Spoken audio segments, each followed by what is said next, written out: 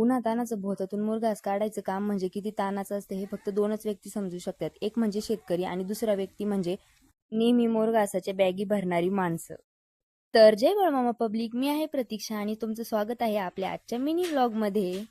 आजचा व्लॉग सुरू होत आहे डायरेक्ट 4 वाजता आणि 4 वाजता तुम्हाला माहितीच आहे आपल्याला काय कामं असतं. आपल्याला कामं असतात म्हणजे शेतीतल्या आणि जनावरांची. आणि आमच्या गावरान गाईला सर्व गायांपेक्षा जास्त कुट्टी टाकूनही ती मलाच मारायला बघतीये.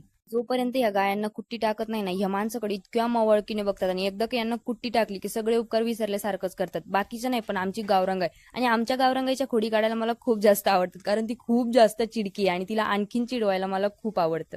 एवढी जास्त चिडकी गावरान गाय तुमच्या घरी पण आहे का, ते मला कमेंट करून नक्की सांगा. आता गायांना कुट्टी टाकून झाल्याच्या नंतर जी खराब कुट्टी म्हणजे सकाळची कुट्टी उरलेली होती एक टोकरभर, तीच कुट्टी आहे ना जाऊन गोठ्यात टाकत होते, म्हणजे संध्याकाळी गाया गोठ्यात सोडून दिल्यानंतर आहे ना ती कुट्टी पण खाऊन घेतात.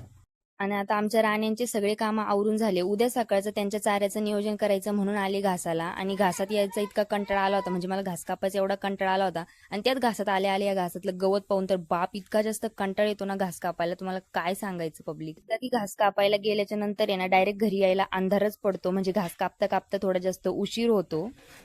जवळजवळ घास कापता कापताना थोडासा अंधारच पडतो आणि अंधार पडल्यानंतर आपल्याला स्वयंपाक करावाच लागतो.